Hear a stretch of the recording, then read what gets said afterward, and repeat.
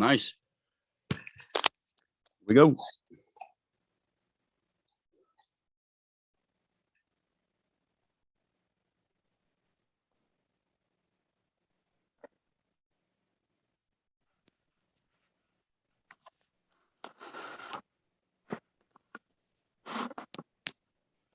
All right, so we're live to YouTube. Awesome.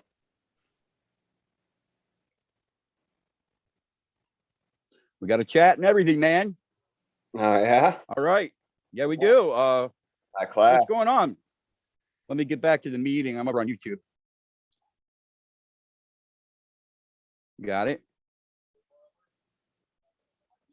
Okay, I got to turn that off. That's not going to work. I did not just say that again. God damn it.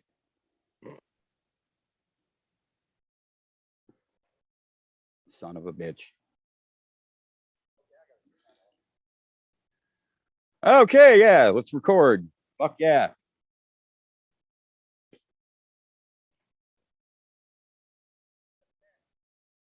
As soon as I can fucking get that to shut off, we're going to be in good shape, dude.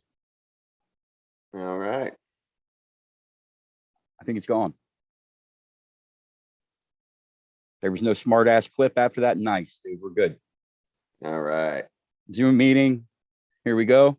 So tonight, here on PRF TV, it's we have Oliver back after his adventure in cars and whatnot. And we're happy to have you. I'm sorry to hear everything that happened. I was extremely worried about you, and I'm glad that you're okay. Yeah, I appreciate it, man. I'm recovering. I'm like 7-0 against death now, so you know my confidence is high. Fuck yeah. Those close calls suck, man. But you know what I mean? What are you gonna do?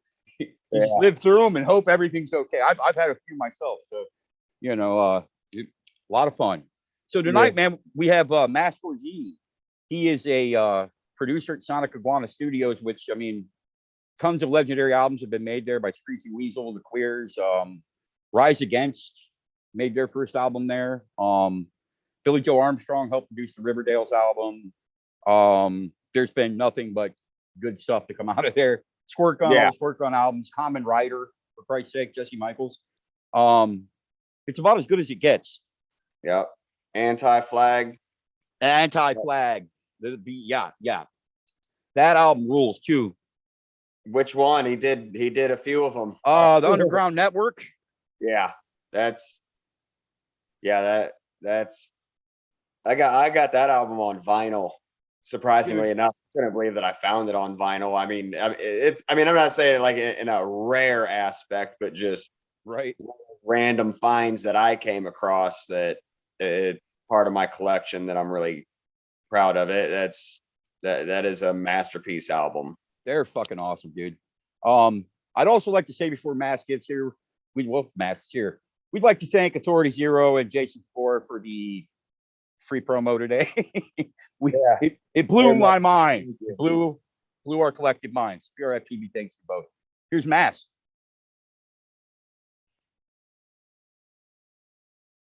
Awesome.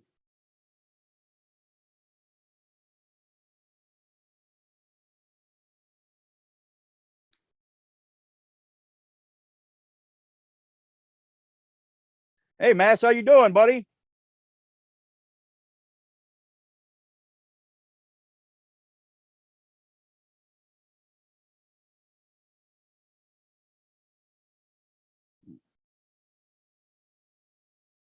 You got to unmute, bud.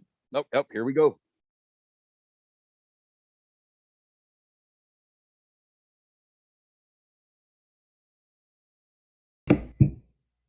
There he is. There he is. All right. I hear you too. Okay, good. How's it going? It's going quite well, actually. It's been a productive period for me. Got a lot of really cool projects going on with production. Well, mainly mastering, but also one that I'm producing fully, and another one that I'm mixing and mastering. Actually, more than one that I'm mixing and mastering. I've got a couple of projects going on, and it's been pretty exciting because I haven't had this wide a group of really exciting musicians and great music in a while. I mean, to this level, I feel like it's almost back to the 90s as far as how stimulating it's been. So that's amazing. I'm so happy to hear that for you. I'm a huge fan of your work. I'm not anyone to bull crap anybody on the show here. Squirt Gun, Screeching Weasel. You did the first Rise Against album. I mean, you helped the Riverdales. I mean, it just goes on and on. The Queers. I mean, every great Queers album. It's just endless. I'm very, very excited to have you. So thank you. You said you've been really busy lately. Anything you can tell us about, or you got to keep it kind of quiet? Yeah. One that I'm really excited about is Susie Moon. I don't know if you guys have heard her. Yeah, she's been on the show. She's been on the show. Okay, excellent. I somehow missed that, but she is very extremely talented, and not just as far as singing, which of course, a lot of people make the comparison between her and Joan Jett because she has a lot of resemblance to her. Sure. She physically looks a little like her. She's got a similar style, and also she's got that raw, punchy voice, kind of like Joan Jett.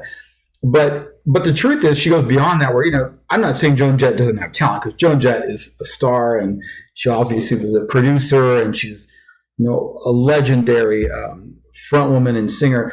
But Susie Moon writes all her own songs, where most of Joan Jett's hits were covers. So hey, that's a whole other level of talent, and very much so. And Susie is an incredible performer. I mean, I was already blown away by her before I saw her live. But once I saw her live, I'm like, okay.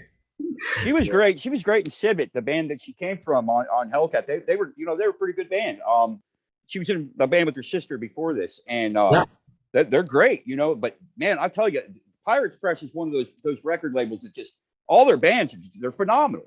And yeah, she's no different. I mean, no different. Absolutely. That is really exciting, man. So I'm really happy to hear that. And I mixed the first EP that she released, called the Shots EP, which originally all of those songs had been intended for LA Machina. And since that band kind of imploded before the album was finished, we were in the middle of mixing an album and things went awry. So she re-recorded some of the tracks. She left Ricky on drums, and everything else is Susie, and some of the guys that are now playing in the band too are in there in parts. But basically, that was Susie and Ricky for the most part. That EP, and now I'm mixing the album. That's amazing. So, and I think it's full of great tunes. I mean, I can only imagine. I didn't record this one because it's hard to be in more than one place at one time, and I've got a lot of stuff going on. But that's one band I would commit to producing, in the future, full on. And I think we've got a good enough relationship where that may well happen. I mean, I adore her as a person, and I think the whole band is a great set of musicians. So just excellent. That's one of the big exciting pieces. That's amazing. That's amazing. That's really cool. Another one I've got going on that I actually am producing from ground zero, basically all the way up, is Kepi, and the project name isn't quite decided whether it's going to be called Kepi and Friends or the Cave Bats or but it's Kepi singing lead vocals, and the drummer is Ara Babajian of Slackers and previously of Leftover Crack and Starfucking Hipsters, and then B-Face, of course, probably best known for his period in the Queers, but also of the Mopes and the Methadones and Groovy Ghoulies. So it's quite a cool group of folks in one band, and solid musicians. And it's all covers. It's a covers project, but they're doing it with their own. I mean, as you would expect, they're doing it with their own flavor, because some of the songs are, classics going back to the '60s and early '70s and some '80s. It's not like Ramones covers, you know, Right, right. or even punk rock covers in general. It's not. None of this stuff would qualify as a punk rock in the original version. I mean, and they have spirit, you know, early spirit of punk rock or some of that kind of thing, but not actually punk songs, and they're doing them with their own. And it's not even trying to stick to these are punk songs. You know, like Kepi's done a lot of variety of stuff. I love Kepi. I love him. So I'm really excited about that too. And it's the first thing actually the only thing I did in 2021 as a full production. I'm doing less and less of that, partly because of just family obligations as well. You know, I've got that kind of stuff going on. Plus, you may or may not know, I've got a PhD in Spanish literature. Do research in Don Quixote. So I still do a lot of work with language and linguistics, and a lot of it's me like decoding kind of language. Like for example, in Don Quixote, I did an analysis of the book as a series of hidden messages that are encoded between the lines, basically. You know, so I do a lot of work of that sort in general, and that's also something that takes a lot of time. So between mixing and mastering and then the occasional production, which can take a while because recording an album is always a big process. And then, of course, you know, the family obligations and everything too. It makes it kind of tough to take on a project at the level that I'd like to very often, you know. So, but I've been, you know, if all the mixing can be as involved and great as working with Susie Moon, you know, I mean, then it's great. Because the tracks are generally speaking well recorded. Obviously, you know, when you're also an engineer and you listen to something, you're like, well, I would have done, you know, that kind of second guessing is going to happen no matter what, because I've been recording for 30 years, right? But you know, the general recording is very well done, and the performances are always really spirited. I mean, she's one heck of a performer, and the band she's got together is just, I mean, everyone in the band can play, you know. That's great.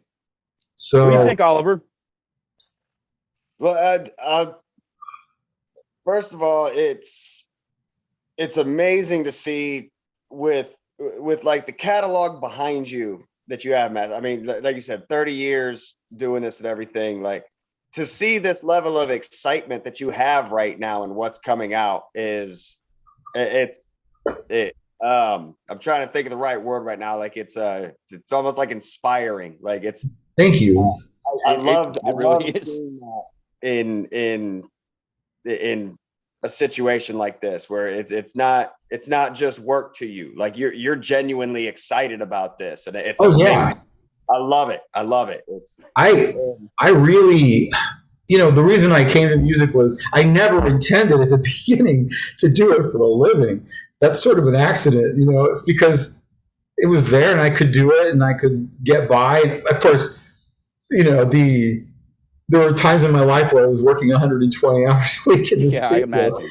And I don't know if I'd have the enthusiasm to do 120 hours a week in the studio again, but because you need to sleep and then sure, you know, all other stuff. But you know, it just hit me. Sorry, refreshing. That's the word that I was trying to pull out. It's refreshing.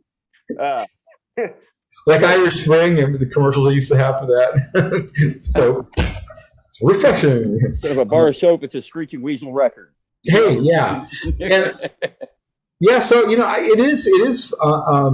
Something I'm glad that I've retained the enthusiasm, because I remember there were times, say late 90s, early 2000, when I'd been in the studio those 120 hours a week on average, you know, because you would not believe it. There were times I barely left. I'd have people run out and grab me food, and I would just stay. You know? And I'm like, hey, I'm going to run upstairs and take a shower. You know, it was madness. Was that during the lookout years, mainly during the 90s, like with all those albums? Yeah, a lot of that period was very hectic, and especially, I'd say maybe the most hectic year might have been 2000. Well, say 2000, 2001. going into 2002, and then I purposely tried to pull back a little bit because I just felt like I wasn't getting. I literally was not getting much sleep. I was sleeping probably 3 hours a night or so. Oh wow! And so then I went back, like I'm going to just try to do other things. Like I started jogging a little bit, just to do something different. But you know what? Sure. I didn't end up sleeping anymore. Like I just substituted a little bit of work time for jogging. And when I mean substituted, I cut back to 70 or 80 hours a week. It wasn't like it wasn't like a light schedule. And then later I got pulled into this whole teaching thing, which was also an accident. There was a family friend who had also done me personal favors and helped me in some tough spots with when my dad passed away, and we were trying to get the whole estate figured out. I'm sorry to hear that.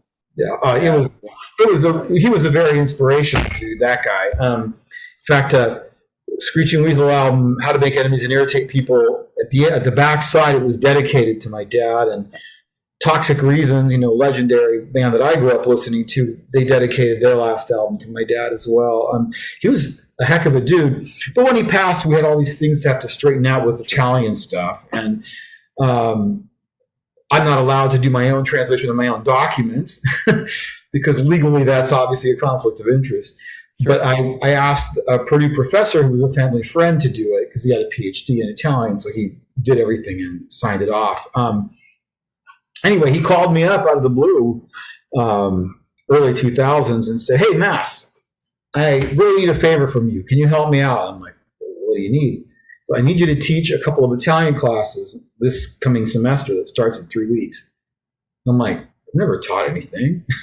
This is like, I'm like, plus my Italian, I just spoke in the family. I didn't really formally study. As a kid, I took classes as a young child in Italy, but who would ask a first grader to teach a university English class, right? Nobody. So I didn't think I was qualified, but then he said, no, trust me. You speak very well. You can communicate well. These are 101 students, 102 students. You have the right pronunciation. I'll give you the book. You read the lesson you need to read the night before 3 or 4 times. You'll know what's going on. You'll understand the rules. You'll know how to teach it. The next day you go in and teach it. You'll be fine. I'm like, okay. So I did that thinking that, all right, one semester I'll do it as a favor, just 2 classes, part-time. Still going to do my studio. Maybe I'll not do the tour because nobody else wanted to go on that tour that semester anyway. It was just me. Everyone else was like, yeah. So I'm like, all right, I'll do this. And then I'm like, well, I get free classes. And I found out they were offering a class in Don Quixote. And the person teaching it, Howard Mansing, is one of the world's most renowned experts in the book. And he, and in Cervantes in general, not just in the book, but he's a legit scholar, Sure, and sure. I'm like, oh, that'd be great to take it. And so I was talking to my friends about it. They go, but Mass, it's taught in Spanish and the book is in Spanish, and it's for graduate students usually working on PhDs, mainly native speakers. Do you speak Spanish? I'm like, I've got 3 weeks to learn it.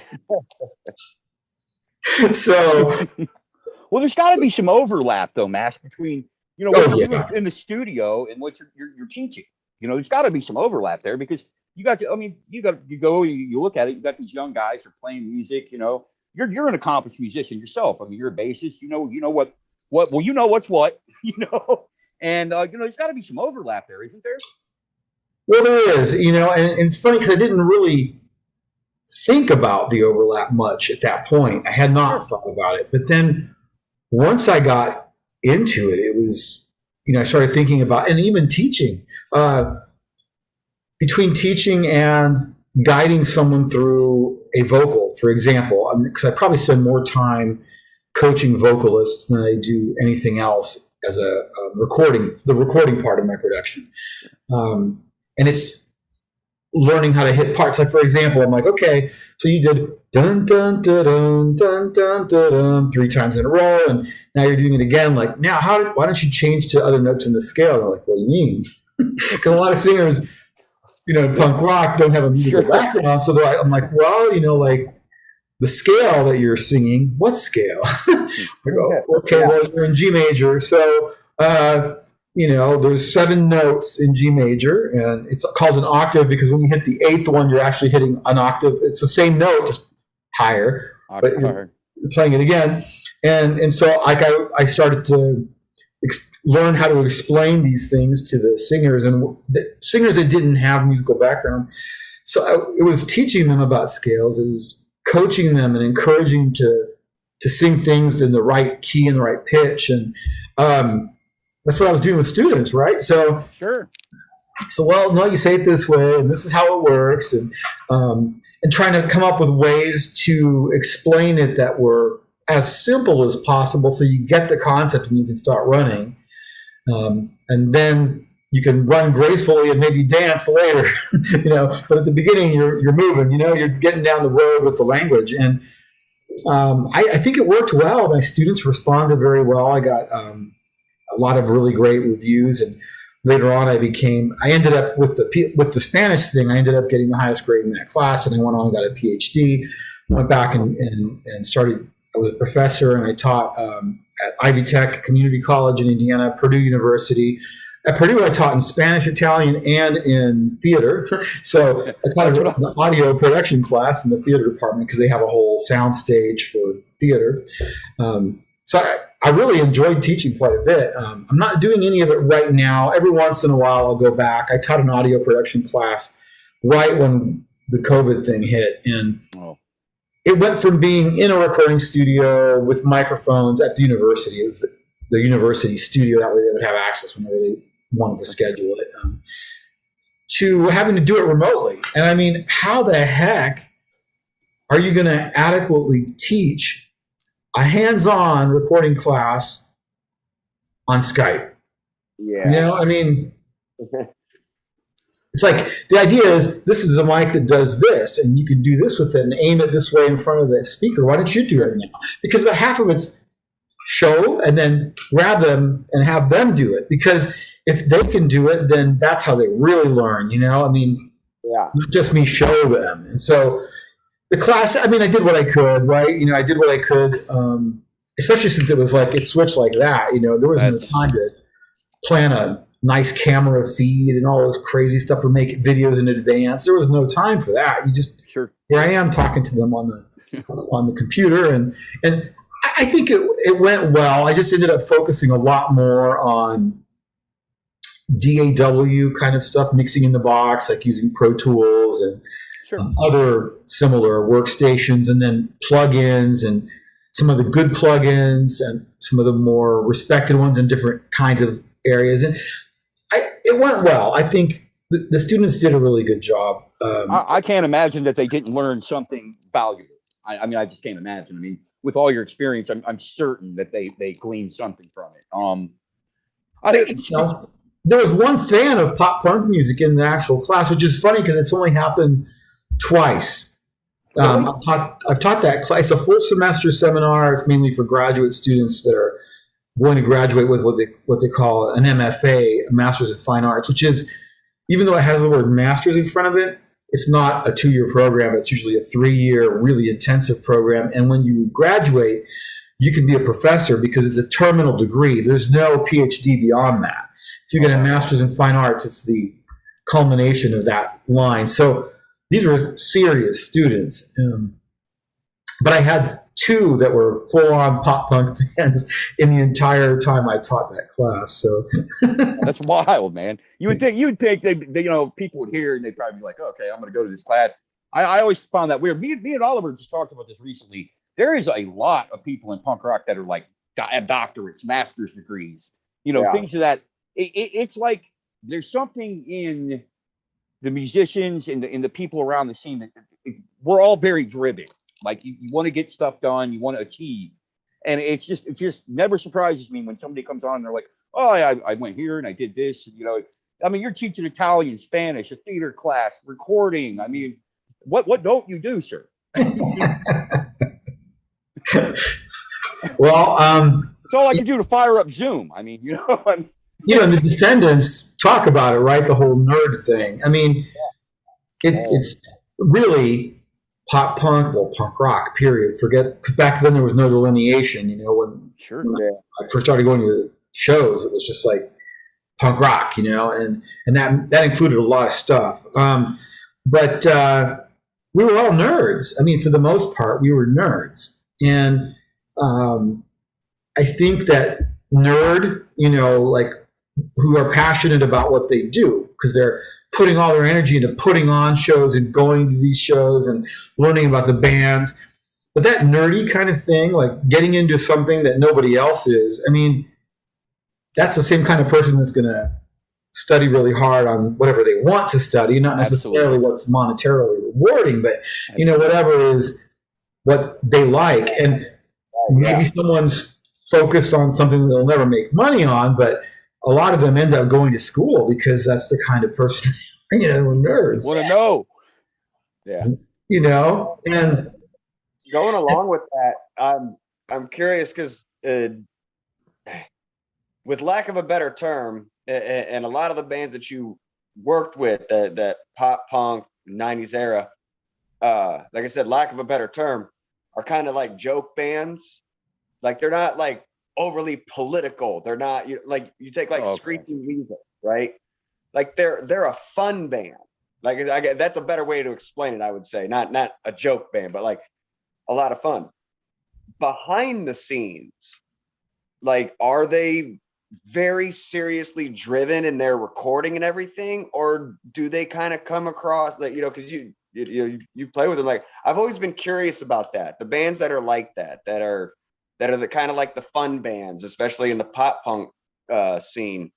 Like when they get behind the scenes, like do they get to the studio and they're like it's just all fun and games of them, or are they like is that where that serious nerd side comes out? Like I've always been curious about this. I gotta.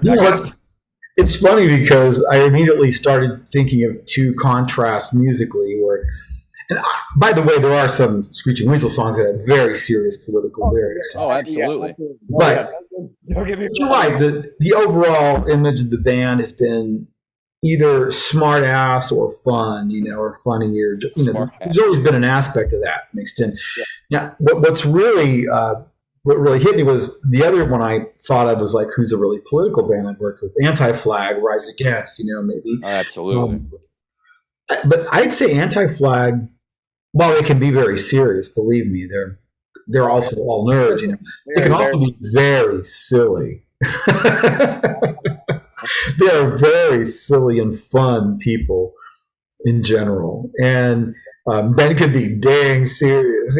So Ben is I haven't had the opportunity to talk to him. We're going to try to talk to him. I talked to Joe Queer many times, and he's been on the show a few times. I love him. He's an absolute gentleman, just a good guy. And I asked him, I said, Joe, you think maybe you can talk to Ben? He's like, you just let me know. And I haven't pulled the trigger on that because I don't know if I got booted off my right. I was a watcher on my right on his podcast. And I just mentioned something, and boy, Ben shot up, and boy, he booted me and a guy named Johnny Jenkins right the hell out of there, man. I still watch. I love him. I think the guy's a musical genius. He's like one of those dudes that he could write perfect pop songs. Ben Weasel. He just has something about it. You put a guitar on the guy, and the guy's going to get you something that you can sing along to. I mean, they're he's a very talented man as far as I'm concerned. Oh, and his lyrics too. I mean, oh God, yes.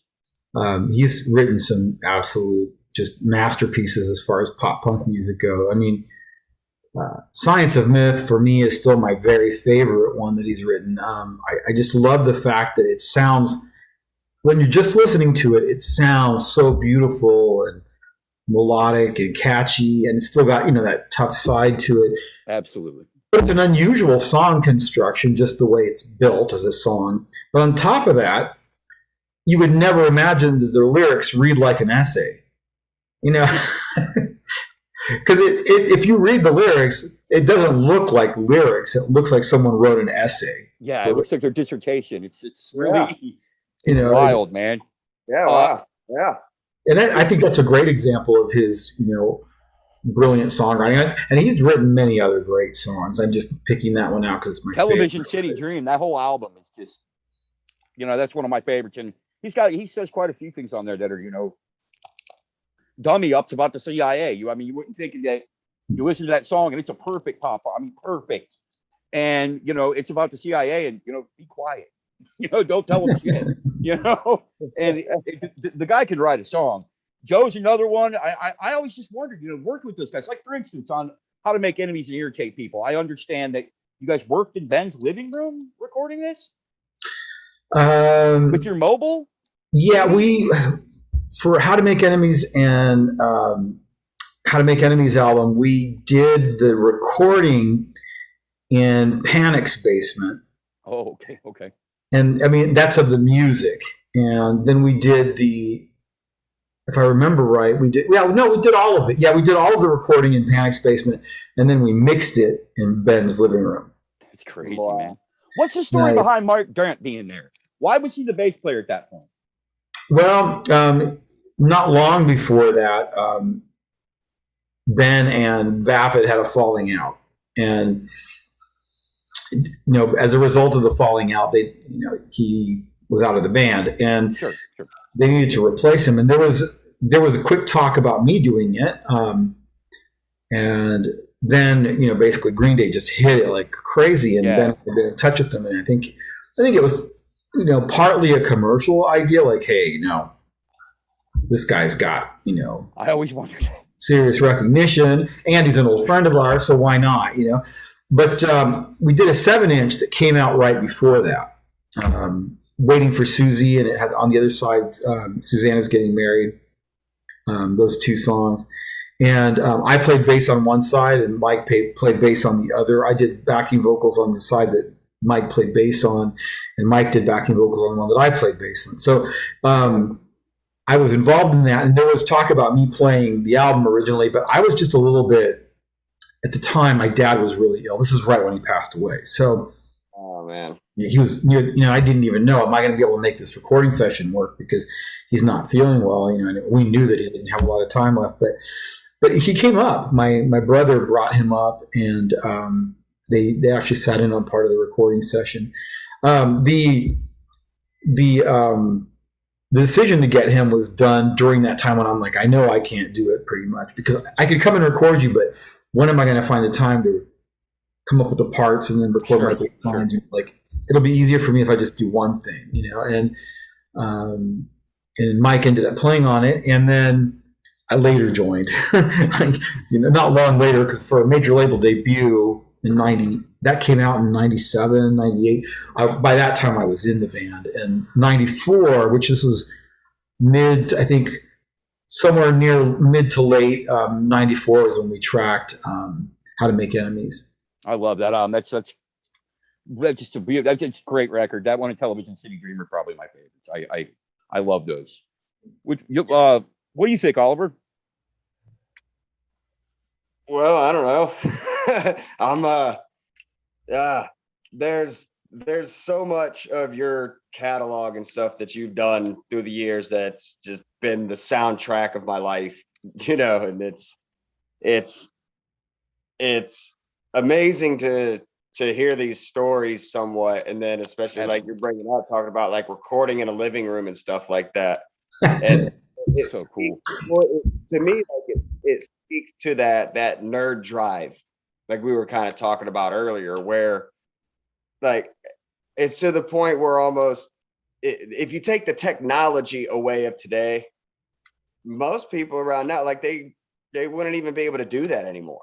They'd be like, wait, what do you mean we're going to record in the basement? Like what? Like with a reel to reel. Yeah. Like what? Yeah. Wait, Yeah, believe me, the technology is definitely a huge change. It's a sea change, because you can do more in a laptop. The laptop I'm talking to you on, I could do more music production on this than what I could do on the whole setup I brought to record the How to Make Enemies album. That was like a mountain of gear, and I thought that was amazing, because I had an actual recording studio then. Yeah, you had the Leaping Lizard mobile as well, didn't you? Yeah, I made it for that session. That was why I made the Leaping Lizard. So that was basically when it became more mobile. I got the two ADAT machines to track. I can't remember if I got 2 or 3 for that. I don't remember now. Maybe it was 3, but I got 3 ADATs because those were more transportable. But still, an ADAT machine is that big and that deep, and you need 3 of them, or 2 at least. It becomes big and bulky, and then you need a mixer because you need preamps for your microphones.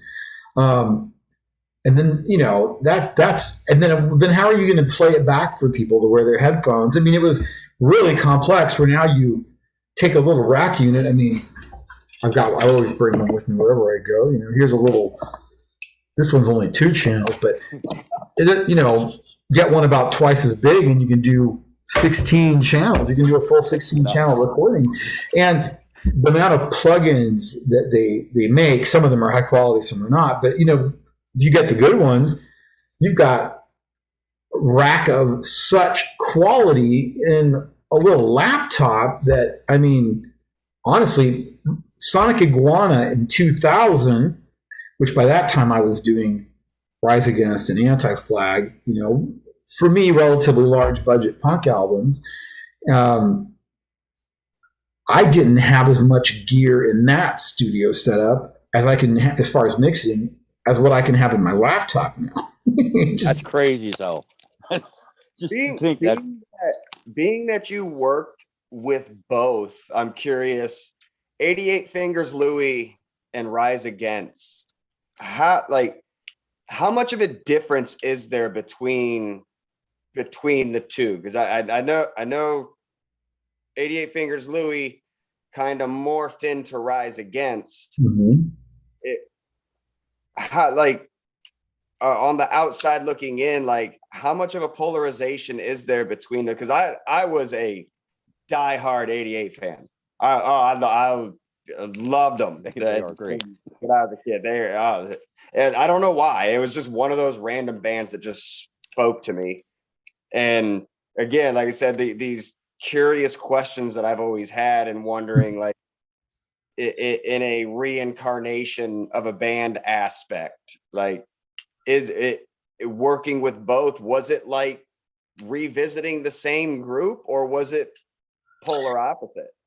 Well, there was a familiarity for me because, of course, I knew Dan and Joe really well because we'd done so much together with 88. We did 2 albums that were pretty involved, and then we'd done a lot of stuff that was a little bit quicker and easier and lighter to do. And then the Rise Against album was the one that we had taken most seriously to that point. Although the last 88 album that I did with them was at Back on the Streets, I think. We put a fair amount of time into that. I mean, it was in days before pitch correction existed, for example, which pitch correction was another one of those big things that, oh, absolutely. Some people that couldn't sing in tune all of a sudden could be in tune with the help of pitch correction. But sometimes it took so much help from the pitch correction that it sounded phony as heck. But then you've got the choice, would it be better to be in tune and sound a little bit fakey, or to be out of tune and then people don't want to listen to it? It's it was always a tough call. But at any rate, the era when we did that last 88 album already was pretty serious. I mean, it was an analog 2-inch machine, which is a super pro. In fact, I'm getting ready to sell that machine to Joe Queer, as it happens, but Nice. that same deck, but that was like a super pro machine I bought, in the 90s. Knew those things went for 25,000, something like that. That's crazy. And, I can do what that does on my laptop even easier. But, and not have just one take that you punch in. It's destructive. You can have several different virtual takes and choose what you want later for your. I mean, the difference in how we work now is just tremendous.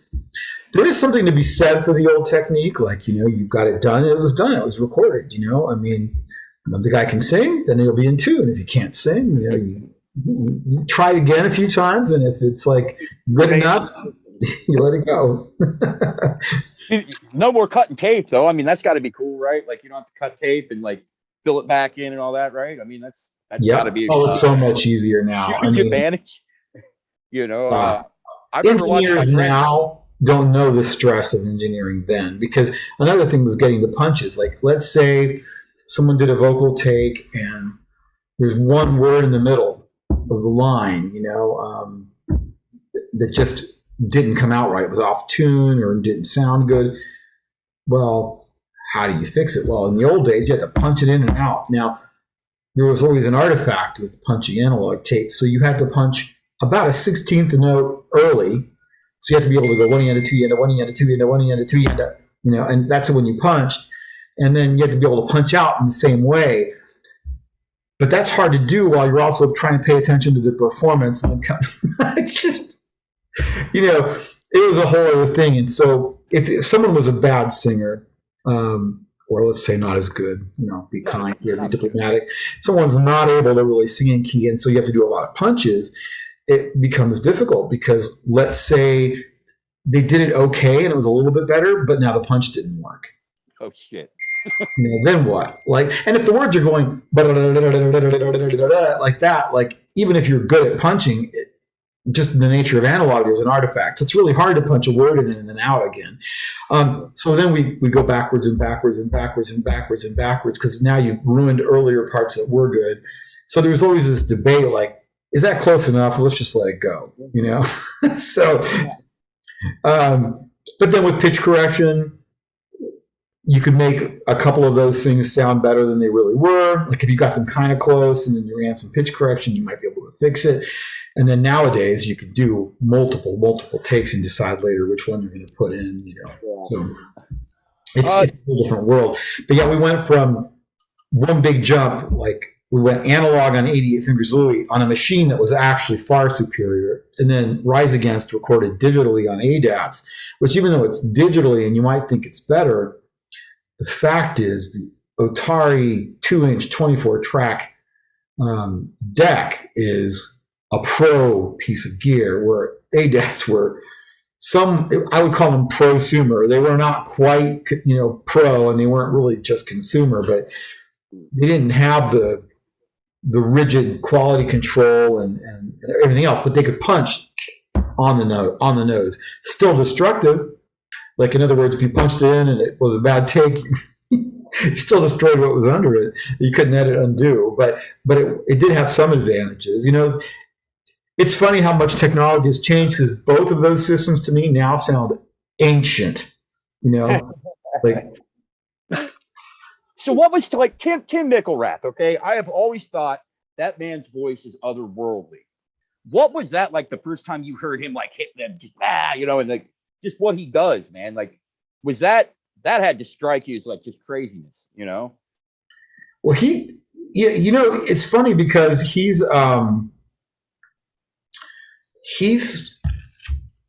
a really great lyricist, number one. Mm-hmm. He's got a really great screaming tone.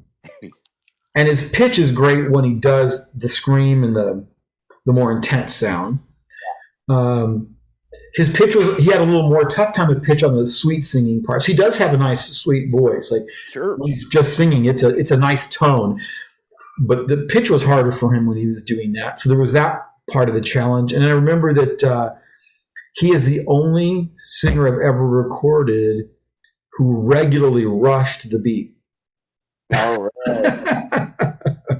There's a lot of flex with vocals. I mean, you're kind of always a soloist, right? It's almost like you got your, in a jazz band where you've got the bass and drums that are keeping together in a tight little beat, and there's maybe a piano player and a guitarist too that are kind of keeping the thing going, and you've got a sax solo going on, and they go kind of freeform and a little more crazy with it.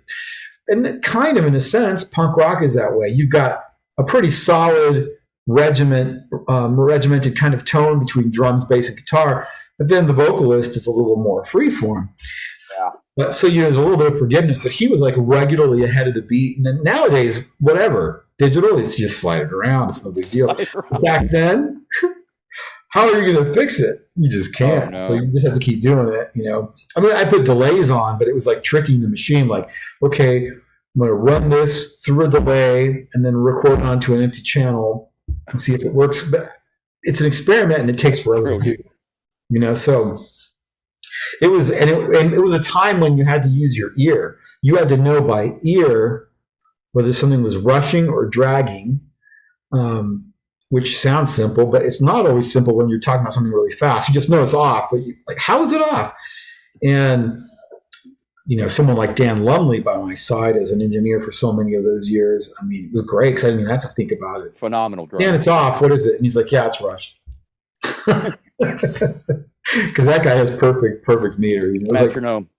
Yeah, and now it's like I don't even have to worry about it. I know it's off. I think it's rushing. Let me look on the waveform. Oh yeah, it's a heavy beat. You can just see it. Because it's a little graphic representation. Back then, you only had your ears. So it's a different era. And really, Rise Against came in during sort of the beginning of those transitions. It was 88 was still old style analog all the way. We mixed analog. We recorded analog. It was with really good analog gear, pro gear. Absolutely. And then we went and did the digital for Rise Against, but it wasn't really up to that level. But then again, the band was fantastic. The songs were great. I do think, man, dude.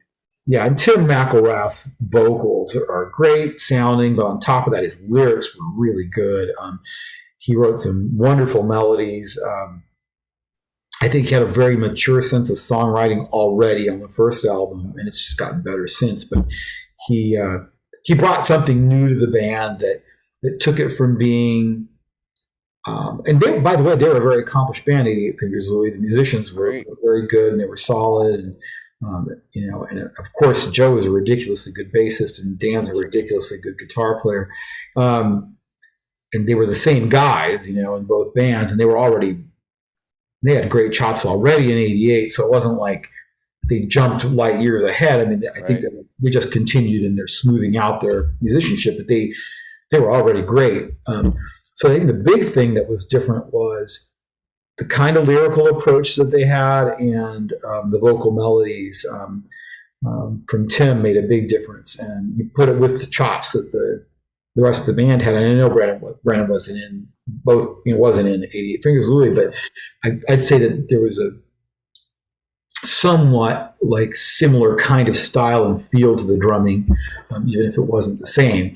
But Tim's songs made a huge difference. And that said, he co-wrote, a lot of them were co-written with Joe and Dan, but still, when you have a melody, like a melody is the main thing you remember of a song. It's like the only part that you can actually copyright of a song is the melody musically, and then the lyrics also. Melody and lyrics. A riff, they don't consider it, or a chord progression is not considered something to copyright. Oh no! So that tells you something. There's a reason for that. So. Yeah, punk rock would be 4 lawsuits over the 3 same chords going on for decades. Fucking 100 years of that. Yeah. I did ECG first.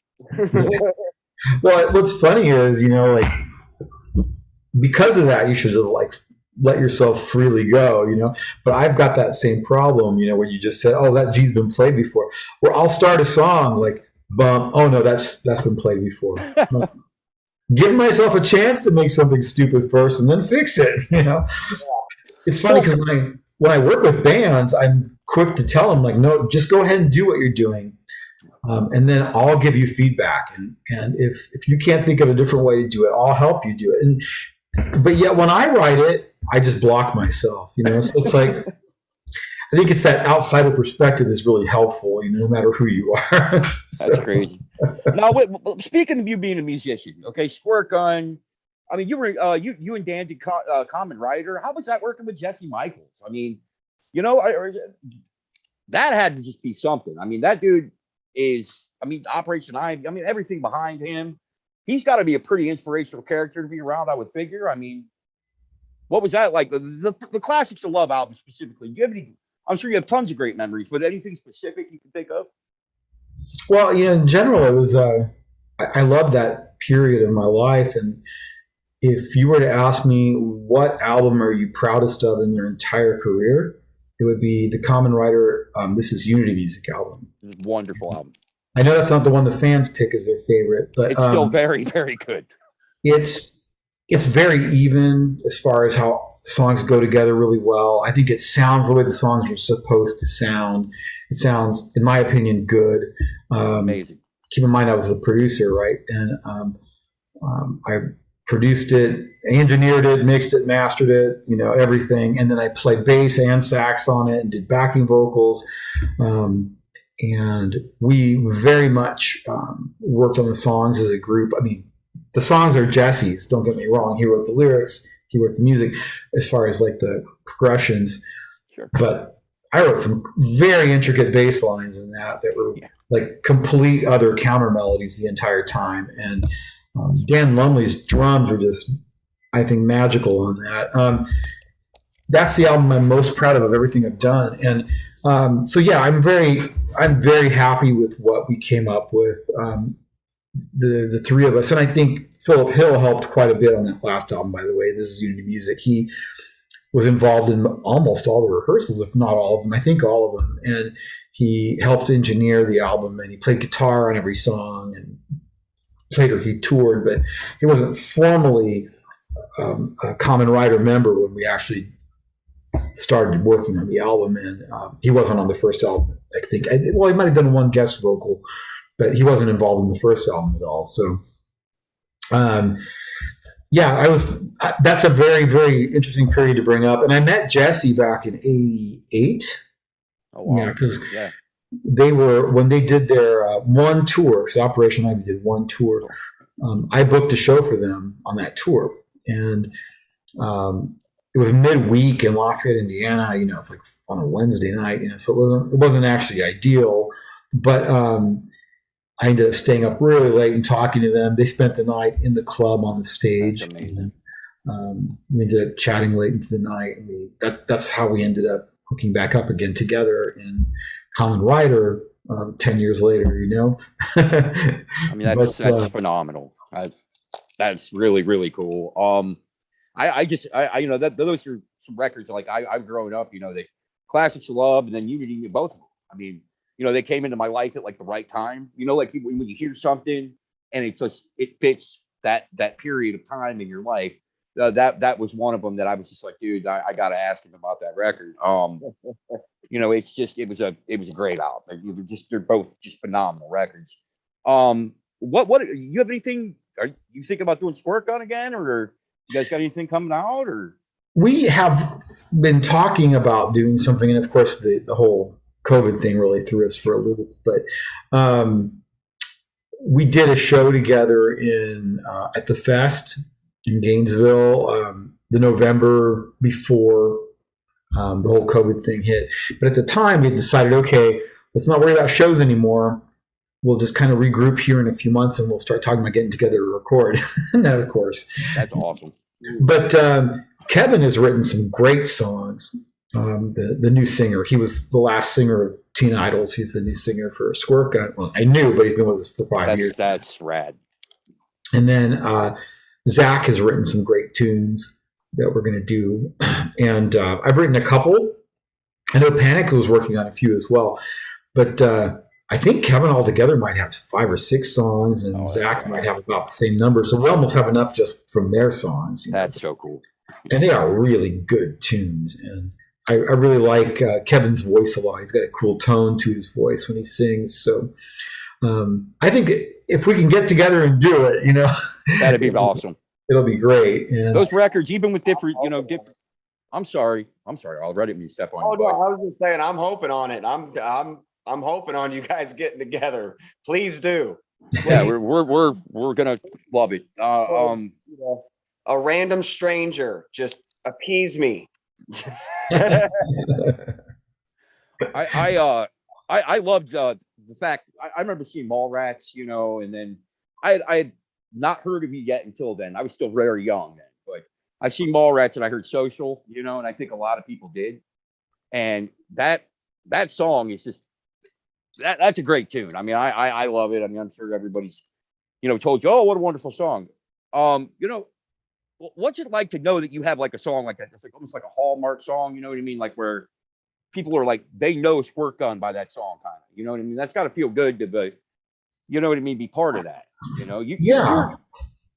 I mean, among other, million things that you're pop punk and Lookout and just all the albums you made. I mean, then you got a song like that. You know what I mean? I mean, I just think it's amazing. That's about it. And I'm in awe of you, Mass. I'm so happy that you wanted to come on and talk with us. I really, really appreciate your time, man.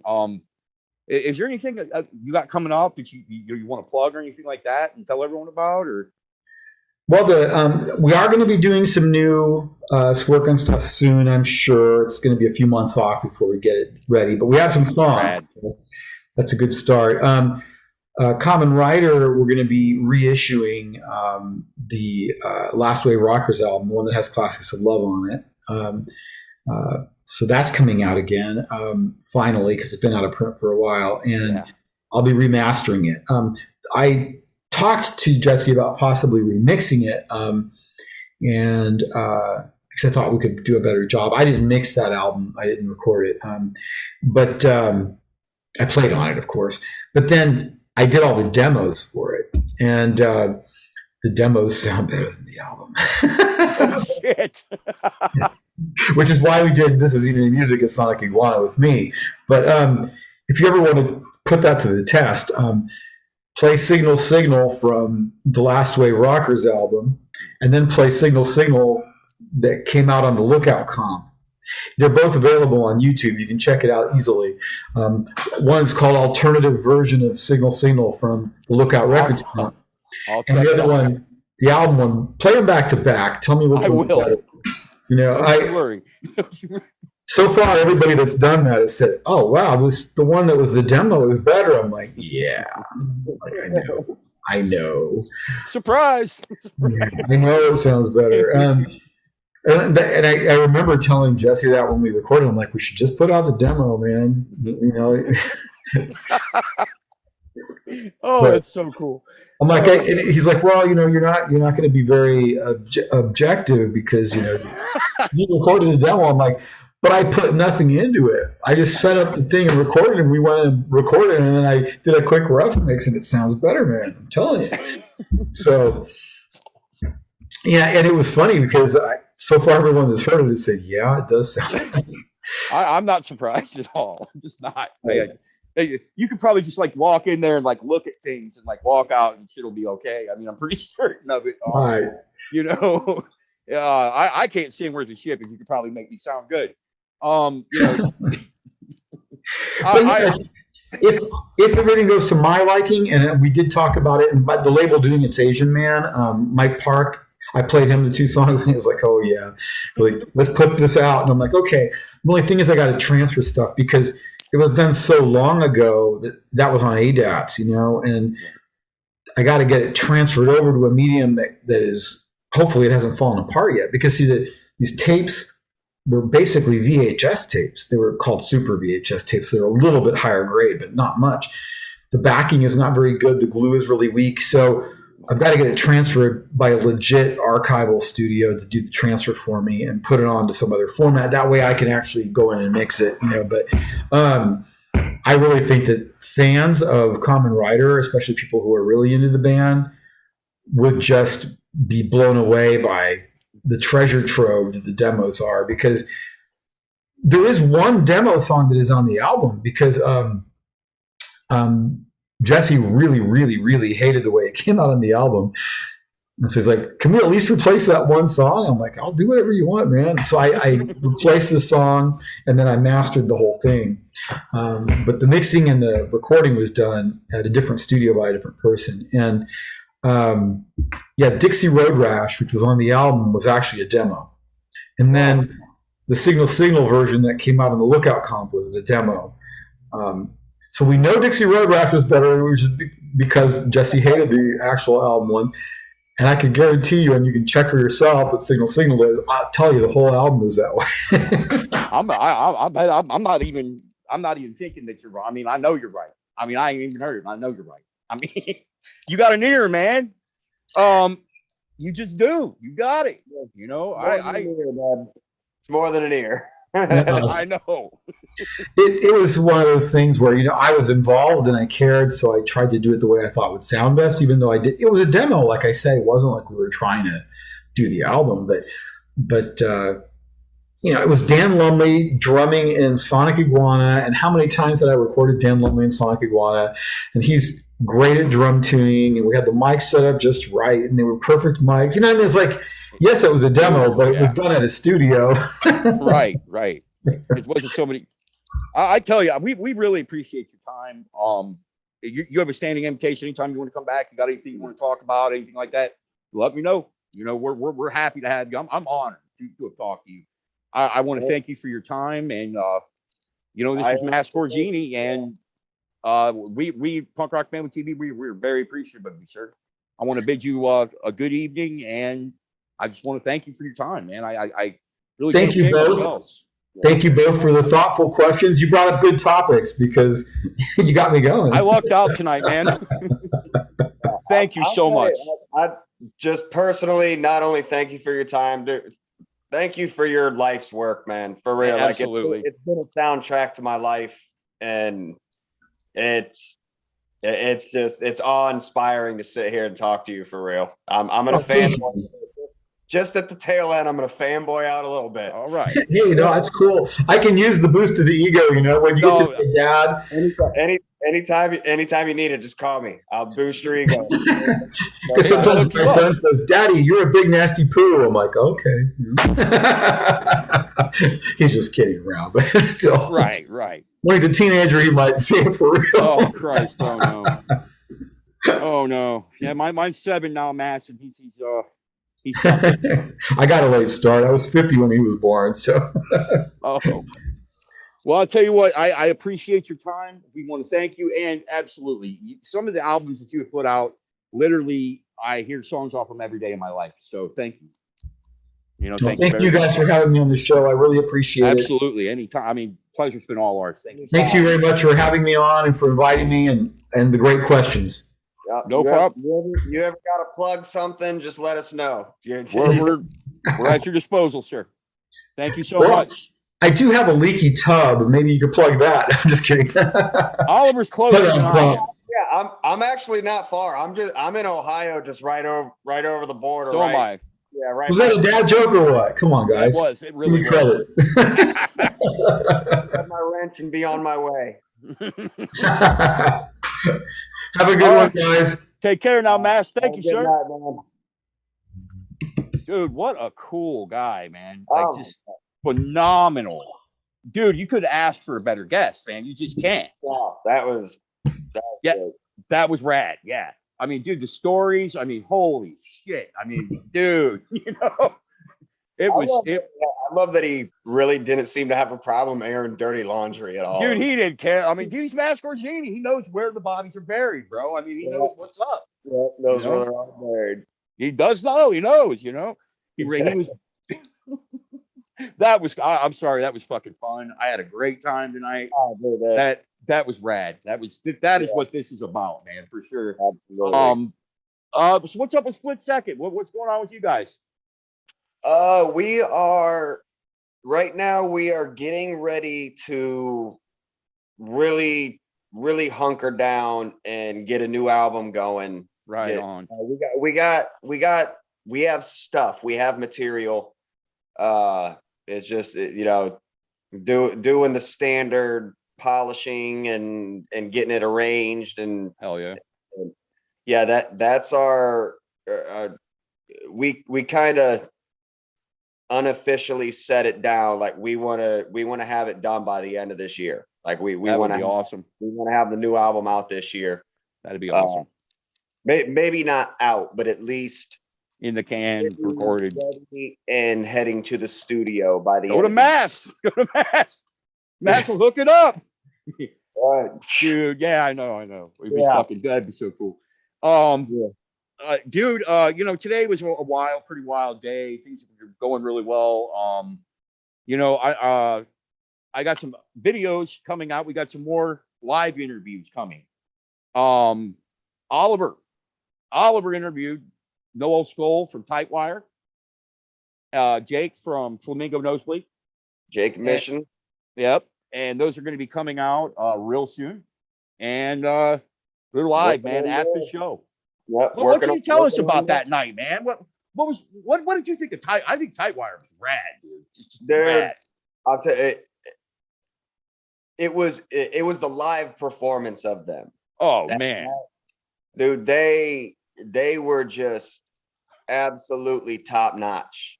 They would have been right at home with Mass, dude. Mass would be right at home recording them, dude. Oh yeah, I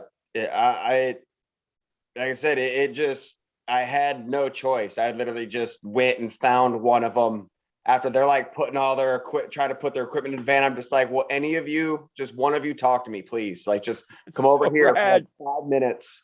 Like, I was like, I got this little DIY channel thing that we're doing. I want to give you guys a boost. You guys blew me out of the water, for real. Like, they were fucking good, man. They were phenomenal. Dude, that was awesome too. Like, you're like, oh, dude, Tightwire, and I was like, oh yeah. We're like fucking both were just like, yeah, dude, they fucking rock. Yeah. I listened to they're on one of the streaming service I have.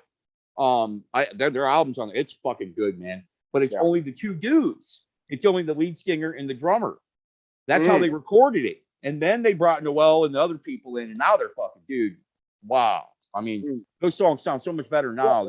Yeah, and that's what I was saying. Where it was the live performance. Fuck, man, they were badass. Last Game was rad too. They were rad too. I thought they were real good. Yeah, I'll tell you, it was funny. Me and someone got in a conversation after the show, and the front woman for that band, is not to necessarily like break down stuff, but like she's beautiful, she's talented and everything. Absolutely. I couldn't stop staring at the bass player. That dude is a performer. Oh wow, dude. Like, it was, it was like I tried to find them. I did, like, after their set, like I tried to track them down too before TBR was coming on. Yeah, but it was kind of chaotic at that point. And sure, dude, you got the excitement level too. But yeah, like I'm blanking on the name and everything. But yeah, the bass player of that band, his stage presence, his performance, and everything, rad, man. It bled through, like, it just indescribable. It blew me away. And they're going. I think they're going to go places, man. If they stay, that guy's good wherever.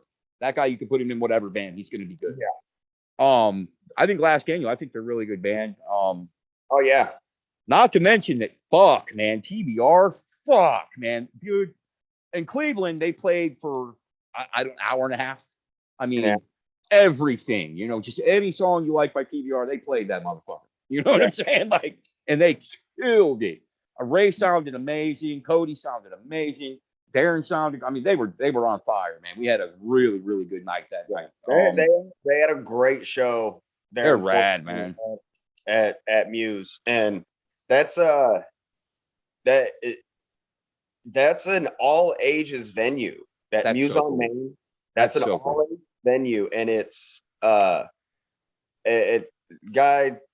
buddy of mine, it's his brother that is doing these things. He just booked the Queers in July. Oh yeah. And it's, dude, I mean, I'm so proud of him for that's awesome, man. Not only getting an all ages venue going in this day and age is a lot of red tape. Yeah, it's not happening a lot anymore. It's just all bars, and that's great for us that are in our fucking 30s. Yeah, but what about the kids? I mean. But yeah, like not one of the bitches, but the split second show that we just did, I was able to take my niece, 14-year-old girl she's never gotten to see us play or anything like that. And like, I'm so happy that there's something like that going on. And then on top of that, be booking bands like TBR and the Queers and stuff like that. Like, the Muse on Main, Fort Wayne. I'm giving a shameless plug for it right now. Oh, dude, I'm all about it, man. All about it. Keep it going, man. all ages. But I mean, we don't have anything like that here. And you know, I don't know about you, but that's where I came up. We're in those all ages spots. You know what I mean? Watching bands and fucking getting down and having a good time. People left you alone. You know, I mean, being a fucking 16-year-old kid carrying around that old E, fucking, you know, I mean, whatever. You know, you had a good time, man. It was punk rock, man. You know what I mean? It was fun. You know, shit's gotten so sensitive and so weird these days that, like, you know, we can't have an all ages venue. You know what I mean? I'm not talking about the punk rock, just in the world in general. Right. You know, things have just gotten so weird, you know, and it's just like, you know, you'd probably be arrested for having a 16-year-old kid drinking beer. I mean, you know what I mean? Like, but back then it was like nothing to us. It was just like nothing. Yeah. Like, we're just having fun, dude. You know, we were kids. But I mean, that's what, that kind of shit, that freedom was what drew me in to being part of this. You know what I mean? Trying to be part of this scene because, you know, we had fun, and it was always like, you know, it was just fun. There was no fighting. There was no, I mean, there was sometimes, sure, but I mean, fuck it, you know. But it was a good time. And that's why, I mean, that's still why I still love this shit, man. You know? So I don't know, but I'll tell you what, man, it was great seeing you. I'm glad you're starting to feel better, brother. And Yeah, man, I'm recovering. I'm getting there. we have had a day. We have had a day today. I got lucky. I don't deny it at Dude, all. oh man. I seen the car. Holy shit, dude. Like, oh man, that picture. I was like, oh dude, seriously, man. I was just thinking, I'm like, man, dude, no. You know what I mean? And then you're like, I'm okay, and you're on a neck board. I'm like, how okay are you on a neck board? It was crazy because when they explained to me what happened, and like I wish I had, you know, some kind of projection model to kind of explain the roads and everything, how it went. Sure.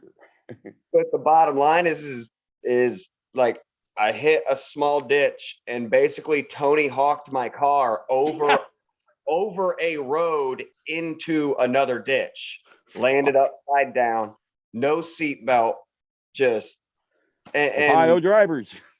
oh my god, yeah, exactly, yeah, it's, you know, yeah. Fuck What's a seatbelt? What? But go faster. No, I'm blessed and lucky and fortunate to have walked away from it, and it's an eye opener. It really has been, and it's, you know, you know I'm already a driven person, but it's man, it's helped light another pilot light somewhere. Yeah, you got to slow down sometimes, man. You just got to take a minute. That's all, I guess. I don't know. I don't know. I wasn't there. I'm just saying that. I'm glad you're here. Yeah. Well, I guess I'll rephrase in that pilot light is the remembering and realizing what I had to lose. Absolutely, dude. That's more. You know, like I said, I've absolutely. Yeah, I dig it, man. I dig it. I've had to learn that a couple times in my life here and there. You know what I mean? But man, I'm glad you're okay. Dude, it's been great talking tonight, man. It's even great, dude. Great guest. We had a great some free promotional today from fucking Authority Zero and Jason DeVore. Thank you guys. We appreciate that. Thank you. Things are, you know, they're back to normal, I think, or probably even better. So, you know, I mean, it's looking great. The future's looking great here, and we're grateful to all you guys watching, and thank you and good night. Yep. Everybody have a good night. Later on. Later on, brother.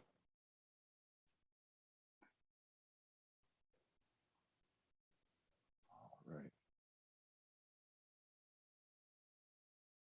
And that is that.